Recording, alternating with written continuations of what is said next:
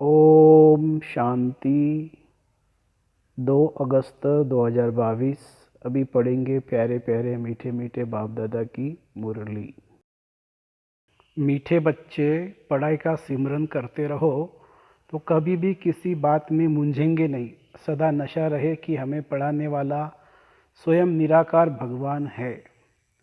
प्रश्न: ज्ञान रत्नों का अविनाशी नशा किन बच्चों को रहता है? ज्ञान रत्नों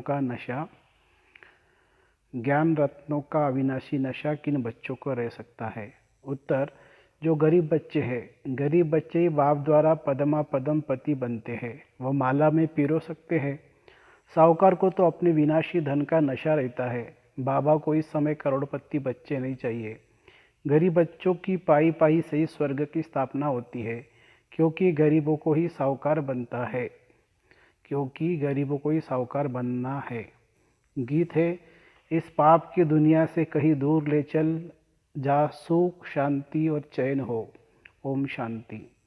मीठे मीठे बाप दादा के बच्चे जानते कि हम अभी ऐसी जगह में चल रहे हैं जहाँ दुख का नाम निशान ही नहीं, जिसका नाम ही है सुखधाम। हम उस सुखधाम व स्वर्ग के मालिक थे। सुखधाम में तो सतयुग ही था, देवी देवताओं का राज्य था। अभी जो तुम ब्राह्मण बने हो तो तुम हो ब्रह्मा मुख वंशावली। तुम लिखते भी हो शिव बाबा केयर ऑफ ब्रह्मा कुमारीज। यह भी तुम अभी जानते हो, बराबर हमारी चढ़ती कला है। चढ़ती कला और उतरती कला को तुम बच्चों ने अच्छी रीति समझा है। तुम यह भी समझते हो, भारत जब चढ़ती कला में था तब उन्हों को देवी देवता कहते थे। अभी उतरती कला में है, इसलिए उन्हें देवी देवता कह नहीं सकते। अभी अपने को मनुष्य समझते हैं। मंदिरों में जाकर देवी देवताओं के आगे माथा टेकते हैं। समझते यह होकर गए हैं, कब यह नहीं जानते। तुम किसी को भी समझा सकते हो। क्राइस्ट से 3000 वर्ष पहले भारत स्वर्ग था। तुम बच्चे समझ गए हो कि चक्र को अब फिरना ही है, पतित दुनिया को पावन बनना ही है। अभी तुम बच्चों की बुद्धि में है, हम बाप द्वारा मनुष्य से देवता बन रहे हैं। बाप पढ़ाते हैं, यह नशा चढ़ना चाहिए ना। गाया भी हुआ है भगवानुवाच, मैं तुमको राजयोग सिखलाता हूँ। सिर्फ यह भूल कर दी है जो बाप के बदले बच्चे का नाम डाल दिया है। इस भूल को भी तुम बच्चे ही समझते हो और कोई समझते नहीं है। अभी तुम बच्चों की बुद्धि में आया है कि हम फिर से अपने शांति धाम से सुखधाम जाने के लिए पावन बन रहे हैं। गाते भी है पतित पावन आओ। पतित पावन तो गॉड फादर ही ठहरा, कृष्ण को तो कह नहीं सकते। यह बुद्धि में सिमरन करते रहना है। स्कूल में बच्चों की बुद्धि में पढ़ाई का सिमरन चलता है ना, तुम भी अगर ये सिमरन करते रहेंगे तो कभी मुंझेंगे नहीं। जानते हो, अब हमारी चढ़ती कला है। सेकंड में जीवन मुक्ति भी गाई हुई है। बच्चा पैदा हुआ और वर्षे का हकदार बना, परंतु वह कोई जीवन मुक्ति का वर्षा नहीं है। यहाँ तुमको जीवन मुक्ति का राज्य भाग्य मिलता है। बाप से मिलना भी जरूरी है। यह भी जानते हो, बेहद के बाप से भारत को बेहद का वर्षा मिला था, अब फिर मिलना है। अब तुम श्रीमत पर चलकर वर्षा पा रहे हो। भक्ति मार्ग में किसी न किसी को याद ही करते रहते हैं। चित्र भी सबके मौजूद है, पूजे जाते हैं ना। यह भी राज बाप ने समझाया है। इन बातों में कोटों में कोई तो अच्छी रीति समझेंगे और निश्चय करेंगे, फिर कोई संशय उठाएंगे। कोई को संशय ना आए, इसीलिए पहले संबंध की बात समझानी है। गीता में भी है ना, अर्जुन को भगवान ने बैठ समझाया।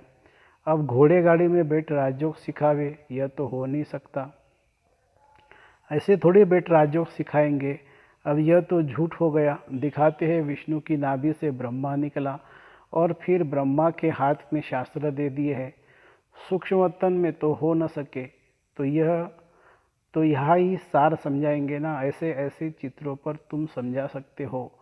प्रदर्शनी में भी ये चित्र काम में आएंगे जरूर। सूक्ष्मतन की तो बात ही नहीं है। ब्रह्मा मुख द्वारा किसको समझावे?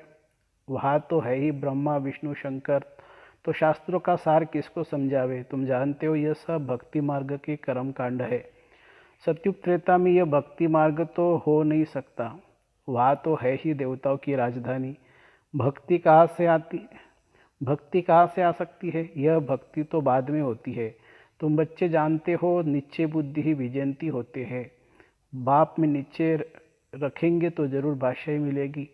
बाप बेट समझाते हैं, मैं स्वर्ग की स्थापना करने वाला, पतितों को पावन बनाने वाला हूँ। शिव को कभी गोरा सावरा नहीं कहेंगे, कृष्ण को ही श्याम सुंदर कहते हैं। यह भी बच्चे समझते हैं, शिव तो चक्र में आता नहीं है, उनको गोरा व सावरा दिखा न सके। बाप समझाते हैं, तुम बच्चों की अब चढ़ती कला है, सावरे से गोरा बनना है। भारत गोरा था, अब काला क्यों बन गया है। काम चिता पर बैठने से यह भी गायन है, सागर के बच्चों को काम ने जलाए भस्म कर दिया। अब बाप तुम्हें ज्ञान चिता पर बिठाते हैं, तुम्हारे ऊपर ज्ञान की वर्षा होती है। यह भी समझते हो, यह एक ही सत का संग है।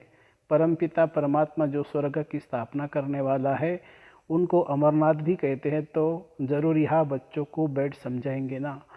पहाड़ पर सिर्फ एक पार्वती को बैठ सुनाएंगे क्या, उनको तो सारी पतित दुनिया को पावन बनाना है। एक की तो बात नहीं है, तुम जानते हो हम ही पावन दुनिया के मालिक थे, फिर हम ही बनेंगे। झाड़ के ऊपर भी समझाया है कि पिछाड़े में भी छोटी छोटी डालियाँ निकलती है। यह सब है छोटे छोटे मठ पंथ, पहले पहले बहुत खूबसूरत पत्ते निकलते हैं। जब झाड़ की जड़जड़ीभूत अवस्था होती है तो फिर नए पत्ते भी नहीं निकलेंगे और न फल निकलेंगे। हर एक बात बाप बच्चों को अच्छी रीति समझाते रहते हैं। लड़ाई भी तुम्हारी माया के साथ है, इतना उच्च पद है तो जरूर कुछ मेहनत करेंगे ना। पढ़ना भी है, पवित्र भी बनना है। आधा कल्प रावण राज्य चला है और अब राम राज्य होना है। कहते भी है राम राज्य हो, परंतु यह पता नहीं कि कब और कैसे होगा। शास्त्रों में तो यह बातें है नहीं। दिखाते पांडव पहाड़ों पर गल मरे, अच्छा फिर क्या हुआ। प्रलय तो होती नहीं। एक तरफ दिखाते हैं कि बाप राजयोग सिखलाते हैं, कहते हैं तुम भविष्य में राजाओं का राजा बनेंगे, और फिर दिखलाते पांडव खत्म हो गए। यह कैसे हो सकता है, नई दुनिया की स्थापना कैसे होगी। श्री कृष्ण कहाँ से आए, जरूर ब्राह्मण चाहिए। तुम जानते हो हम नई दुनिया में जाने का पुरुषार्थ कर रहे हैं। यहाँ ज्ञान के सागर के पास रिफ्रेश होने आते हैं। वह ज्ञान गंगाओं द्वारा सुनते हो। अमरनाथ पर एक तालाब दिखाते हैं जो मानसरोवर है। कहते हैं उसमें ज्ञान करने से परी ज़्यादा बन जाते हैं। वास्तव में यह है ज्ञान मानसरोवर।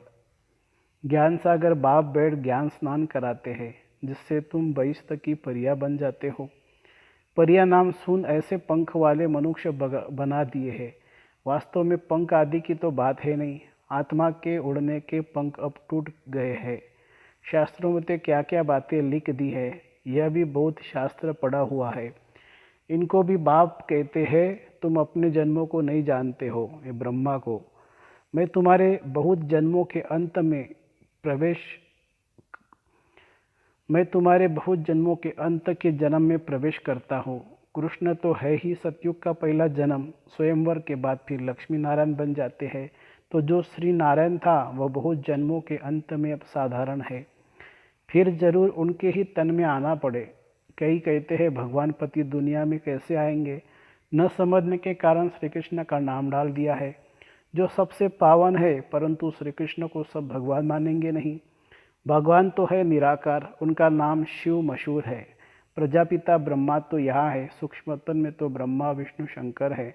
यह भी अच्छी रीति समझाना चाहिए। धारणा बहुत अच्छी चाहिए। आपस में एक दो को यह याद दिलाना चाहिए, बाबा को याद करते हो, 84 के चक्र को याद करते हो, अब घर जाते हैं। ये पुरानी दुनिया, पुराना वस्त्र सब त्याग करना है। अभी हम नई दुनिया के लिए तैयार हो रहे हैं। पुरानी दुनिया का नशा नहीं रहता है। यह है अविनाशी ज्ञान रत्नों का नशा। वो नशा टूटता मुश्किल होता है। गरीबों को नशा टूट जाता है। बाप कहते हैं मैं गरीब निवाज हूँ, आते भी गरीब है। आजकल तो करोड़पति को ही पैसे वाला कहा जाता है, लखपति को पैसे वाला नहीं कहेंगे। वह तो यह ज्ञान उठा नहीं सकेंगे। बाप कहते हैं हमको करोड़ अरब तो चाहिए ही नहीं, क्या करेंगे। हमको गरीबों के पैसे से स्वराज्य कैसी स्थापना करनी है। हम पक्का व्यापारी भी है, ऐसे थोड़ी फालतू लेंगे जो फिर देना पड़े। तुम्हारा मट्टा सट्टा है, इसलिए भोलानाथ कहा जाता है। गरीब से गरीब ही माला में पिरोए जाते हैं। सारा मदार पुरुषार्थ पर है। इसमें पैसे की बात नहीं है, पढ़ाई की बात है। पढ़ाई की बात में गरीब अच्छा ध्यान देंगे, पढ़ाई तो एक है ना, गरीब अच्छा पढ़ेंगे, क्योंकि साहूकारों को तो पैसे का नशा रहता है। तुम बच्चे जानते हो हम स्वर्ग के मालिक थे, अब कंगाल बन गए हैं।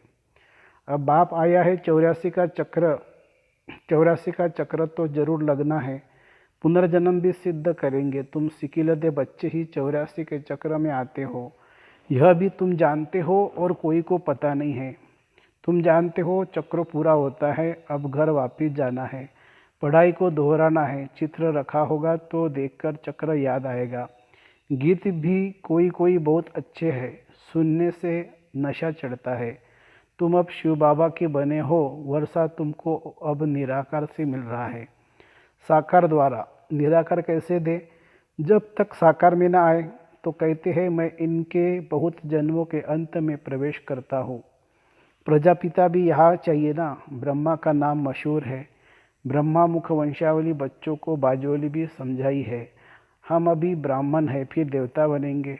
चोटी देखने में आती है, ऊपर में है शिव बाबा स्टार, कितना सूक्ष्म है, इतना बड़ा लिंग नहीं है, यह तो पूजा के लिए बनाया है। रुद्र यज्ञ रचते हैं तो एक बड़ा शिवलिंग और छोटे छोटे शालिग्राम बनाते हैं। साहूकार लोग बहुत बनाते हैं। यह सब भक्ति मार्ग में शुरू होता है। द्वापर से पहले होती है 16 कलाएँ, फिर 14 कलाएँ, फिर कलाएँ कम होते होते अभी कोई कला नहीं रही है। यह बाप बेट समझाते हैं, बाप और कोई तकलीफ नहीं देते हैं, नोट करते हैं। नोट करते जाओ, पतियों के पति को कितना टाइम याद किया, अब व्यभिचारी सगाई चाहिए ना, मित्र संबंधी आदि सब भूल गए जाते हैं। एक से ही प्रीत रखनी है, इस विषय सागर से शिव सागर में जाना है। आत्माओं की बैठक तो ब्रह्म महतत्व में है। क्षीर सागर में विष्णु को दिखाते हैं, विष्णु और ब्रह्मा ब्रह्मा द्वारा तुमको समझाते हैं, फिर तुम विष्णुपुरी क्षीर सागर में चले जाते हो। अब बाप कहते हैं मामे कम याद करो और कोई तकलीफ नहीं है देते, सिर्फ कहते हैं ये आत्माएं मुझे याद करो, मैंने तुमको पाठ बजाने भेजा था, तुमको याद दिलाते हैं।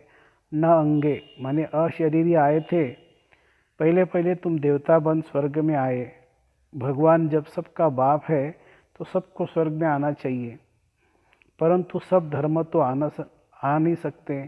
84 जन्म देवताओं ने ही लिए हैं, उन्हों को ही आना है। यह सब बातें तुम्हारे सिवाय और कोई जान न सके, अच्छी बुद्धि वाले ही धारणा करेंगे। थोड़ा समय है, सिर्फ अपने आप को आत्मा समझो। हम एक शरीर छोड़ दूसरा लेता हूँ, 84 जन्म पूरे हुए, अब यह अंतिम जन्म है। आत्मा सच्चा सोना बन जाएगी। सतयुग में सच्चा जेवर थे, अब झूठे हैं। अब फिर तुम ज्ञान चिता पर बैठे हो, गोरा बनते हो। श्वासोश्वास याद करेंगे तो वह अवस्था अंत में होगी। अच्छा, मीठे मीठे सिकिलदे बच्चों प्रति माता पिता बाप दादा का याद प्यार और गुड मॉर्निंग। रूहानी बाप की रूहानी बच्चों को नमस्ते। हम रूहानी बच्चों की रूहानी माता पिता बाप दादा को याद प्यार, गुड मॉर्निंग और नमस्ते बाबा नमस्ते। धारणा के लिए मुख्य सार। क्षीरसागर में जाने के लिए एक बाप से सच्ची प्रीत रखनी है, एक की ही अव्यभिचारी याद में रहना है और सबको एक बाप की याद दिलानी है। दूसरी पॉइंट, विनाशी धन का नशा नहीं रखना है, ज्ञान धन के नशे में स्थायी रहना है, पढ़ाई से उच्च पद पाना है। वरदान, बाप की मदद द्वारा उमंग उत्साह और अथकपन का अनुभव करने वाले कर्मयोगी भवो। बाप की मदद द्वारा उमंग उत्साह और अथकपन का अनुभव करने वाले कर्मयोगी भवो। कर्मयोगी बच्चों का कर्म में बाप का साथ होने के कारण एक्स्ट्रा मदद मिलती है। कोई भी काम भल कितना भी मुश्किल हो, लेकिन बाप की मदद उमंग उत्साह हिम्मत और अथकपन की शक्ति देने वाली है। जिस कार्य में उमंग उत्साह होता है वह सफल अवश्य होता है। बाप अपने हाथ से काम नहीं करते, लेकिन मदद देने का काम जरूर करते हैं। तो आप और बाप ऐसे कर्मयोगी स्थिति है तो कभी भी थकावट फील नहीं होगी। स्लोगन है, मेरे में ही आकर्षण होती है, इसलिए मेरे को तेरे में परिवर्तन करो। मेरे में ही आकर्षण होती है, इसीलिए मेरे को तेरे में परिवर्तन करो। अच्छा। ओम शांति शांति शांति। शुक्रिया बाबा, शुक्रिया।